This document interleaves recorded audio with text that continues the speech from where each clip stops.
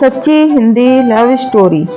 एक middle class लड़की के ख्वाबों का राजकुमार सफेद घोड़े में चढ़कर नहीं आता है, वो तो बस यूं ही गलियों में मिल जाता है। मैं एक अनाथ लड़की थी, अनाथालय में पली बड़ी थी। 10वीं की बाद से ही पढ़ाई के साथ साथ पार्ट टाइम नौकरी भी करने लगी। पढ़ाई में मैं औसत थी। तन्हाई और दर्द तो जैसे कभी ना जाने के लिए ही मेरे जीवन में आए थे। वैसे तो कई क्लासमेट थे मेरे, पर शायद मेरे दर्द का मुझसे अच्छा कोई भी महसूस नहीं कर सकता था।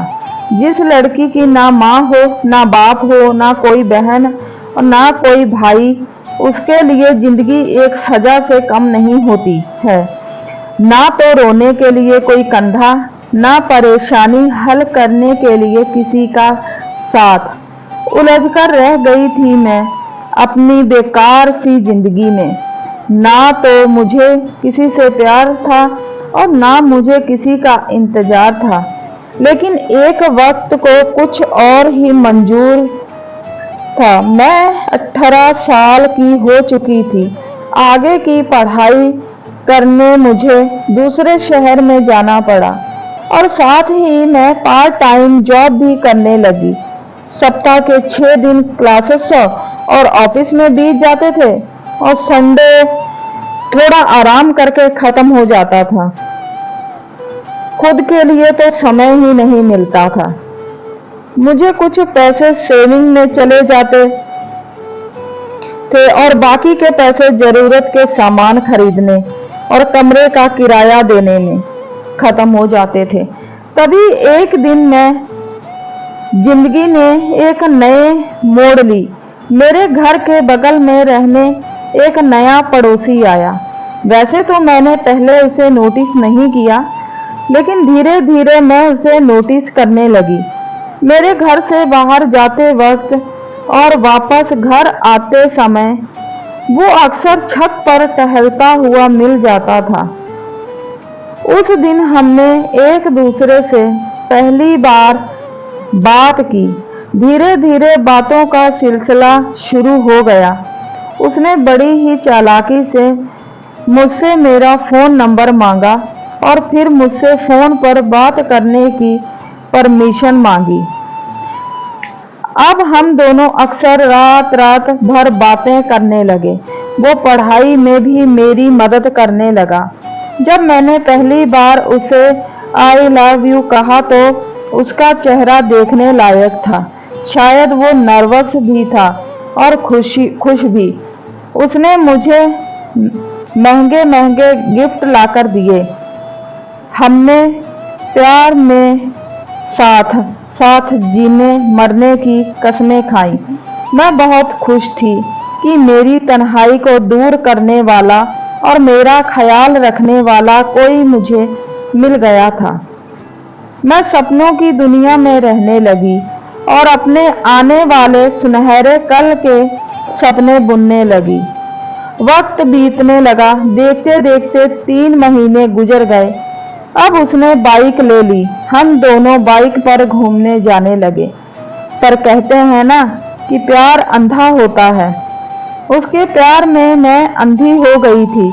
मैंने उसे पहली बार किस किया। मैं बहुत खुश हुई। एक दिन वो मुझे बाइक में बैठाकर शहर से दूर ले गया। वो मुझे जबरदस्ती एक होटल में ले गया और फिर उस दिन कुछ ऐसा हुआ जिसने मेरे प्यार पर से भरोसा खत्म कर दिया और यह भी बता दिया कि एक माँ अपनी बेटी को इस दुनिया में जीने के लिए जो बातें सिखाती है, वो बातें जितनी जरूरी होती हैं, मुझे माँ बाप की कमी बहुत महसूस हुई। उस बेवफा लड़के ने मेरा बलात्कार किया और फिर मुझे अपने दोस्तों के सामने परोस दिया। कुछ घंटों ने मेरा जीवन बर्बाद कर दिया।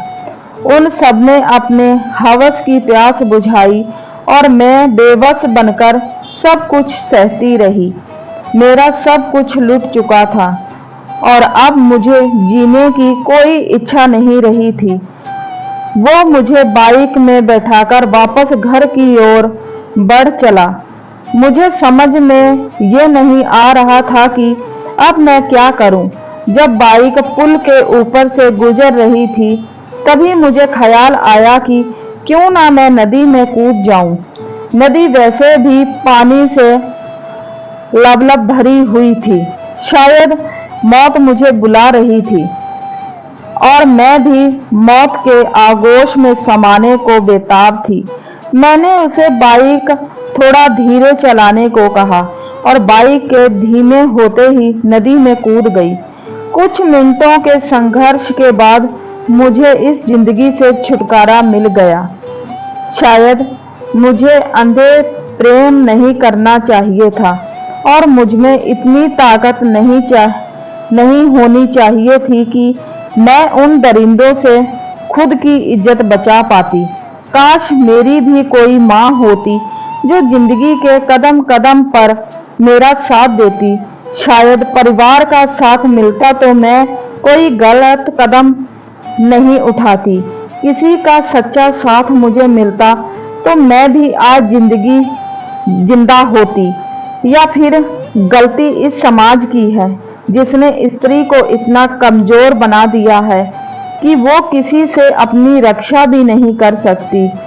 Moral message of the story: प्यार कीजिए, लेकिन प्यार असली है या नकली, यह पहचानने की भी क्षमता रखिए। किसी को भी अपना तन मन सौंपने से पहले अच्छी तरह सोच लीजिए। यदि मौलिक कहानी आपको कैसी लगी या हमें जरूर बताइए। आपके सलाहों और सुझावों का हमें इंतजार रहेगा। प्लीज़ कमेंट करके बताइए। स्टोरी अच्छी लगी हो तो चैनल को लाइक और सब्सक्राइब कीजिए।